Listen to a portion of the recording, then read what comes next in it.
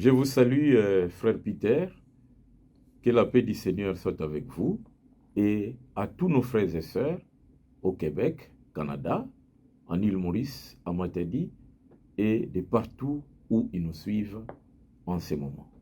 Nous savons tous que nous sommes en plein temps de Pâques. Il y a 2 semaines, nous avons célébré la résurrection de Jésus.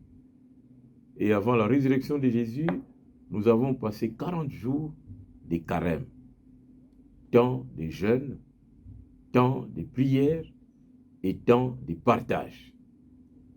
Dans nos paroisses, nous avons suivi des récollections. Dans nos paroisses, il y a eu des campagnes, si vous voulez, de réconciliation. Nous nous sommes livrés à des actes de miséricorde. Nous avons posé ces actes-là de miséricorde. Et après, nous avons célébré la fête de Pâques. Mais après Pâques, qu'est-ce qui nous est demandé? Après Pâques, qu'est-ce que nous devons devenir? Nous devons devenir des hommes nouveaux. Après Pâques, nous devons devenir des témoins de cette bonne nouvelle de la résurrection de Jésus. Voilà pourquoi, aujourd'hui, nous avons choisi pour thème de notre méditation, sortons de nos tombeaux pour témoigner de Jésus. C'est-à-dire, chacun de nous est invité à sortir du tombeau dans lequel où il se trouve. Les tombeaux dans lesquels il se trouve pour que, ensemble, nous puissions témoigner de Jésus. Mes chers frères et sœurs dans la foi en Jésus, pour notre méditation d'aujourd'hui, nous partirons d'un passage du prophète Ézéchiel qui dit « Prophétise donc et dis-leur, ainsi parle le Seigneur, l'Éternel. Voici, j'ouvrirai vos sépulcres. Je vous ferai sortir de vos sépulcres, de vos tombeaux, ô mon peuple, et je vous ramènerai dans les pays d'Israël. » C'est ce que nous lisons dans Ézéchiel chapitre 37, verset 12. Bien-aimés dans le Seigneur, mes frères et sœurs dans la foi en Jésus, nous savons que Jésus est ressuscité. D'ailleurs, nous le disons souvent, il est ressuscité, il est présent parmi nous. Il est ressuscité, il est vivant et vivant à jamais. Et lui-même, Jésus l'avait annoncé à ses disciples. Et il disait, il faut que le Fils de l'homme soit livré entre les mains des pécheurs. Il faut qu'il soit crucifié et qu'il ressuscite le 3e jour. Luc 24, verset 7. Il y a donc une grande preuve de cette résurrection. C'est que Jésus n'est plus dans les tombeaux. Jésus n'est plus dans la tombe. Il est sorti de la tombe. Jésus, il ne faut plus le chercher parmi les morts. Il est vivant et vivant à jamais. Et pour ressusciter, Jésus est sorti de la tombe. Pour devenir les vivants, les vrais vivants, Jésus est sorti de la tombe. Voilà pourquoi nous aussi, nous sommes invités aujourd'hui à sortir de nos tombeaux. Nous aussi, nous sommes invités à devenir des vivants. Mais pour devenir des vivants, nous devons d'abord sortir. Voilà pourquoi sortir veut dire quoi, frères et sœurs dans la foi en Jésus? Sortir veut dire quitter un lieu. Sortir veut dire s'éloigner d'un lieu. Donc nous sommes appelés, après la résurrection, à quitter un lieu, à nous éloigner d'un lieu. Cela, évidemment, peut être compris comme le fait de changer, comme le fait de quitter la vieille nature, quitter les vieilles habitudes, quitter, abandonner notre vieille façon de faire pour devenir des hommes nouveaux. Voilà la démarche que nous sommes invités à faire. Après la résurrection de Jésus, après avoir été, si vous voulez, après avoir été préparés à la célébration des Pâques pendant les carêmes, et nous avons reçu le message des Pâques, nous avons reçu la lumière des Pâques, nous sommes maintenant invités. Mon frère, ma soeur, vous êtes invités à sortir, c'est-à-dire à quitter là où vous étiez installés. Vous êtes invités à abandonner le mal que vous étiez en train de faire. Vous êtes invités à abandonner les péchés dans lesquels vous étiez installés. Sortir de là pour devenir un homme nouveau. Tandis que le tombeau ou la tombe, par contre, c'est un endroit où l'on enterre les morts. Le tombeau, c'est un endroit obscur. Les tombeaux, il n'y a pas de vie, absence de vie. Dans les tombeaux, il n'y a rien de bon. Dans les tombeaux, c'est la mort. C'est les lieux où résident les cadavres, les morts. Ils sont là-dedans. C'est ça. Être dans la tombe, c'est être enfermé. Être dans la tombe, c'est être enterré. Être dans la tombe, c'est presque être mort. Et nous connaissons l'histoire de la résurrection de Jésus. Saint Luc nous renseigne que le premier jour de la semaine, 3 femmes se rendirent à la tombe de Jésus, des grands matins, portant des aromates qu'elles avaient préparés. Il y a Marie de Magdala, mère de Jacques, il y a, c'est-à-dire, j'allais dire, il y avait Marie de Magdala, Marie, la mère de Jacques, et Salomé. Ils arrivent au tombeau, ils trouvèrent que la pierre avait été roulée devant la tombe. Il n'y avait plus de pierre. Alors que quand ils partaient, elle se demandait, mais qui va nous aider à rouler cette grosse pierre? Étant entrés dans la tombe, elles ne trouvèrent pas le corps du Seigneur Jésus. Comme elles ne savaient pas penser de cela, voici 2 hommes qui leur apparurent en habits resplendissants. Saisis de frayeur, elles baissèrent le visage contre terre. Mais ils leur dirent, pourquoi cherchez-vous parmi les morts celui qui est vivant? Il n'est point ici, mais il est ressuscité. En d'autres termes, Jésus n'est plus dans la tombe. Jésus n'est plus dans les tombeaux. Il est ressuscité. Il est vivant et vivant à jamais. Donc il ne faut plus les chercher parmi les morts, mais il faut plutôt les chercher parmi les vivants. Mon frère, ma soeur, nous aussi, nous sommes appelés à devenir des vivants. Ne soyons pas des gens qui vivent, mais en réalité qui sont morts. Ne soyons pas des gens qui vivent, mais en réalité qui sont enfermés. Ne soyons pas des gens qui vivent, mais en réalité, ils ne font rien. Voilà pourquoi dans Ézéchiel 37, verset 5, on peut encore lire, « Voici, je vais faire entrer en vous un esprit, et vous vivrez. » Voyez, donc Dieu, par la résurrection de Jésus, a fait entrer en nous un esprit pour que nous puissions vivre. En célébrant la résurrection, nous avons reçu cette grâce-là. Nous avons reçu la lumière de Pâques. Nous avons reçu la force de Pâques pour que nous puissions vivre. En d'autres termes, pour que nous puissions devenir des hommes nouveaux. Pour que nous puissions devenir autre chose. Ces gens qui étonnent. Ces gens qui interpellent. Ces gens qui deviennent des références. Parce qu'ils ne sont plus les mêmes. Il faudrait que les gens qui nous connaissaient, que ces gens-là s'étonnent. En fait, dans cette vision, Ézéchiel rapporte que Dieu les transporta par son esprit dans la vallée des ossements séchés. Le Seigneur lui demanda, « Fils de l'homme, ces os pourront-ils revivre ?» En réponse, Ézéchiel lui dira, Seigneur, tu le sais.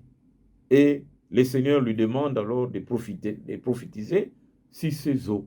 Ainsi fit Ézéchiel en disant, ossements desséchés, écoutez la parole de l'Éternel. Ainsi parle le Seigneur, l'Éternel, à ses eaux. Voici, je vais faire entrer en vous un esprit et vous vivrez. Je vais faire entrer en vous un esprit et vous vivrez. Je vous donnerai des nerfs. Je ferai croître sur vous de la chair. Je vous couvrirai de peau. Je mettrai en vous un esprit et vous vivrez et vous saurez que je suis l'Éternel. Voilà. Pendant qu'il prophétisait, et tout d'un coup, il y eut un bruit. Et voici, il se fit un mouvement, et les eaux s'approchèrent les uns des autres.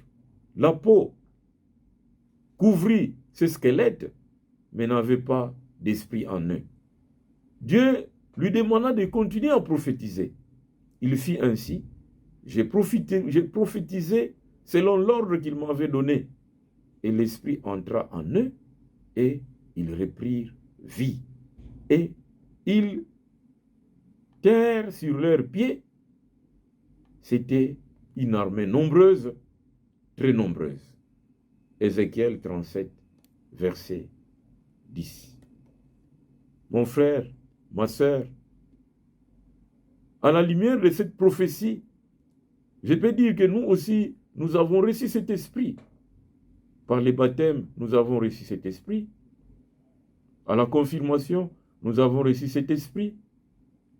À chaque sacrement, nous recevons cet esprit. Et pendant ces temps de Pâques, après avoir célébré la fête des Pâques, nous avons encore reçu cet esprit. Nous avons reçu cette lumière. Nous avons reçu cette force. Voilà pourquoi nous sommes invités à sortir de nos tombeaux.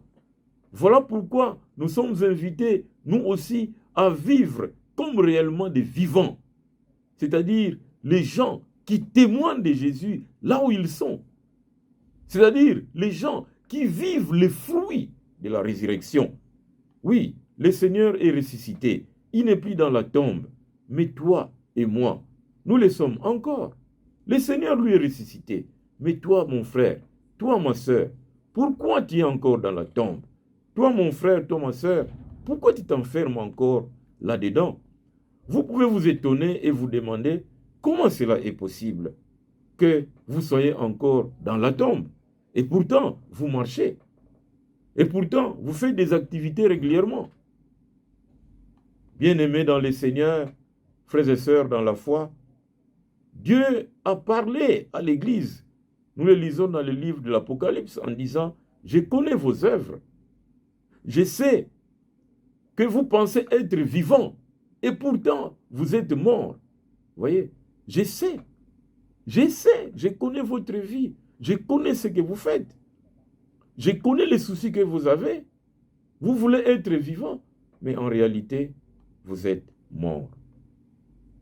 Mon frère, ma soeur, il nous arrive parfois d'être des morts vivants par nos actes.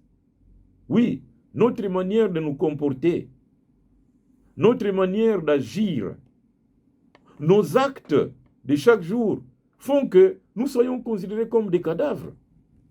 Et aujourd'hui, le Seigneur est ressuscité. Et il veut que nous le soyons avec lui.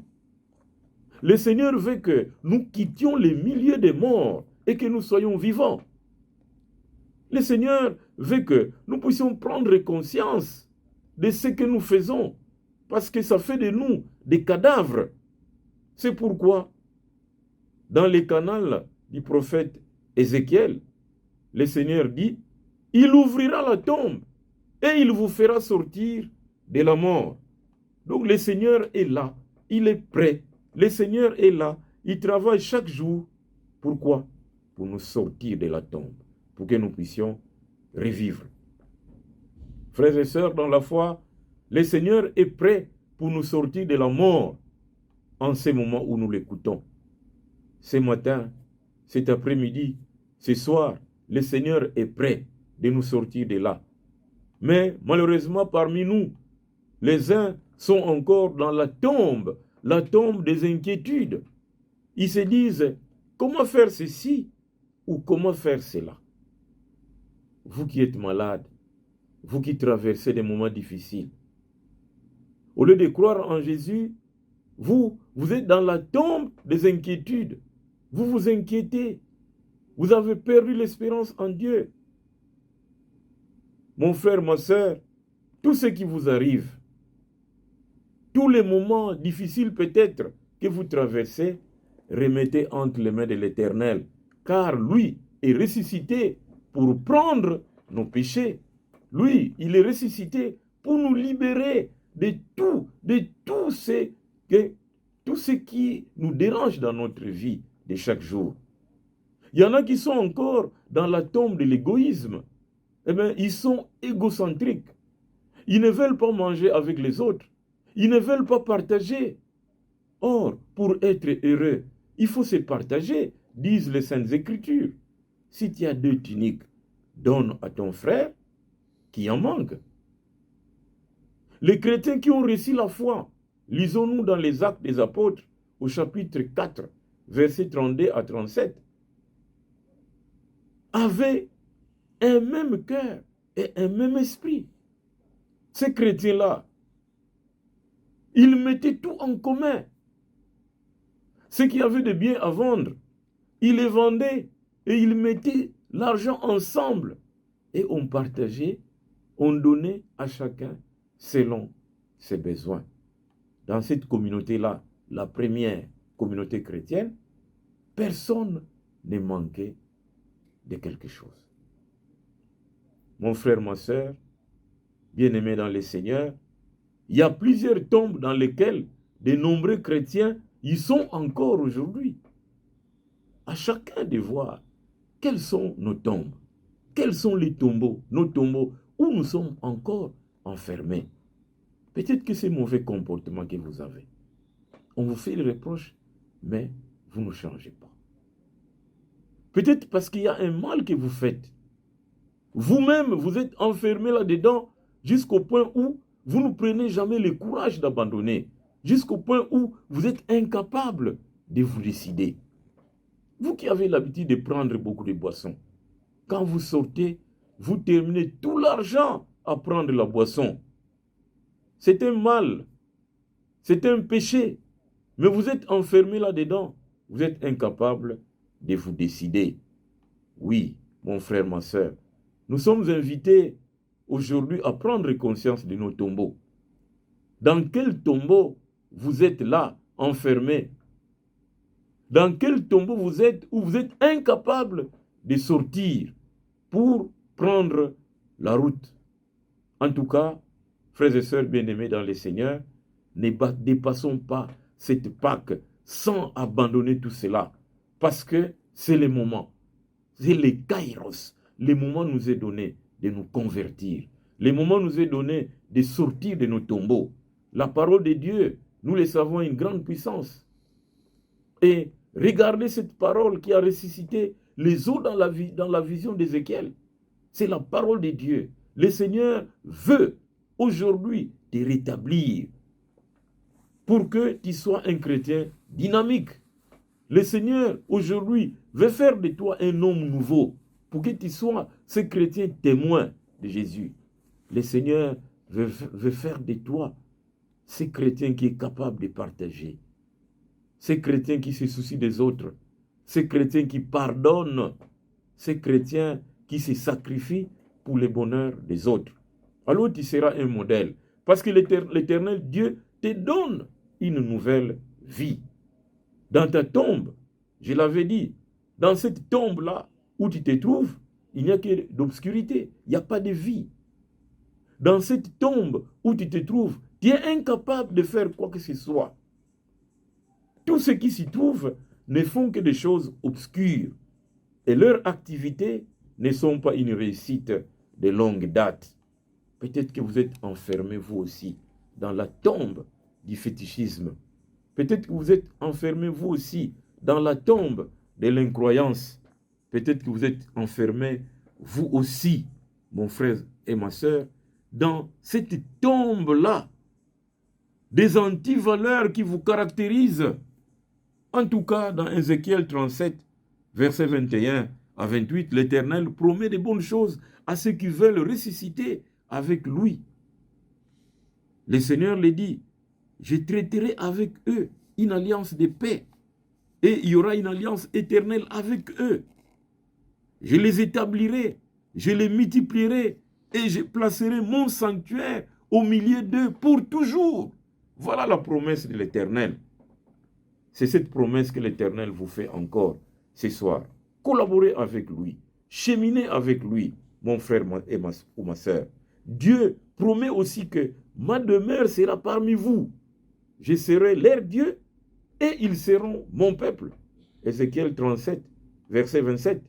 Donc si nous ressuscitons avec Jésus, si nous ressuscitons avec lui, Dieu sera avec nous. Voulez-vous sortir de la tombe aujourd'hui pour avoir la vie avec Jésus, pour être victorieux avec Jésus? Tout ce que tu feras sera alors une réussite. Et un jour, tu seras à la droite de Dieu, le Père. Mais alors, sorti du tombeau, pourquoi faire? Mais sorti du tombeau pour témoigner de Jésus. Je l'avais dit, nous venons de célébrer la résurrection. Nous avons suivi le message de Pâques. Malheureusement, tant de gens n'ont peut-être pas perçu ce message, n'ont pas profité de ce message. Tant de gens parlent de la résurrection. Mais combien d'entre nous sommes témoins personnels de la résurrection? Dans Actes chapitre 4, verset 33, nous lisons que c'est avec une grande puissance, les apôtres rendirent témoignage de la résurrection du Seigneur Jésus. Et une grande grâce était sur eux, tous. Voyez, il y avait une puissance qui agissait en eux. Grâce à cette puissance, ils ont vaincu la peur. Grâce à cette puissance, ils sont sortis de la maison où ils étaient enfermés. En d'autres termes, grâce à cette puissance, ils sont sortis du tombeau. Nous avons vu les soldats qui ont été témoins de la résurrection des premiers matins, les témoins des premières mains. Mais quand ils l'ont dit aux scribes et aux pharisiens, ce n'était pas avec une grande puissance.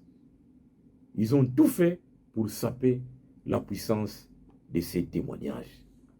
Et plus tard, lorsque les apôtres et les disciples ont témoigné avoir vu Jésus après la résurrection, ils n'ont pas immédiatement témoigné avec une grande puissance.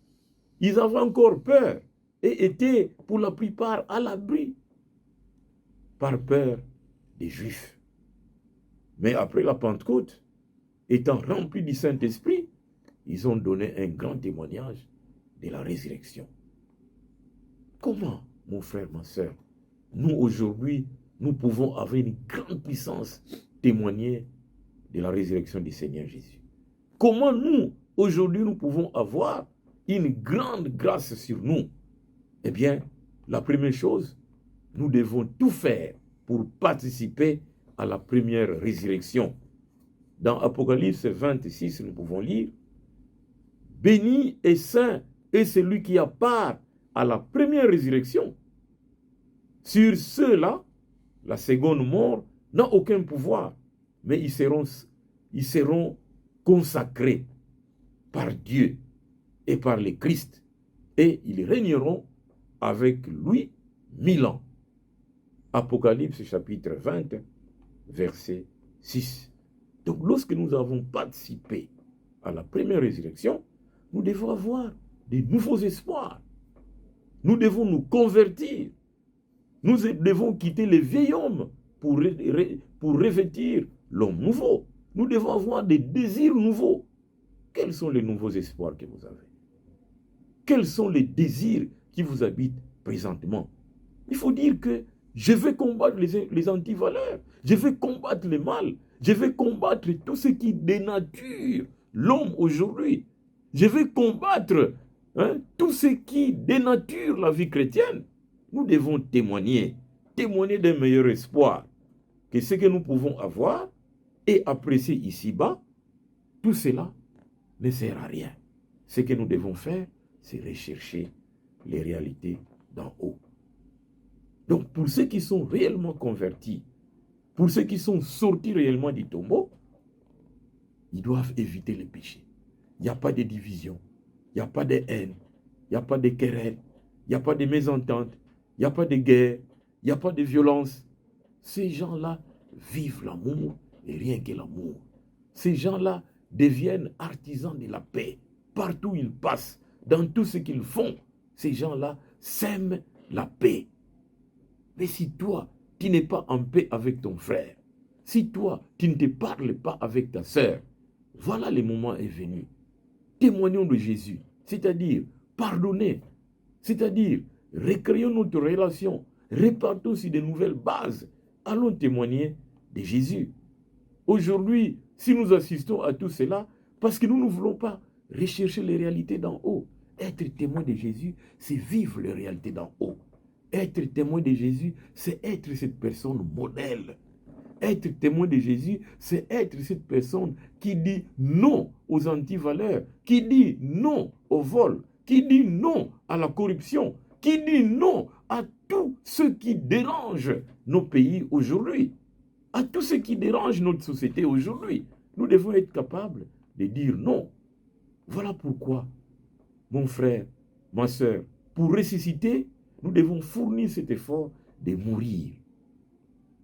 De mourir de nos péchés, de mourir de nos mauvaises habitudes, de mourir de ce que nous sommes incapables d'abandonner pour agir réellement comme le Seigneur lui-même nous le recommande.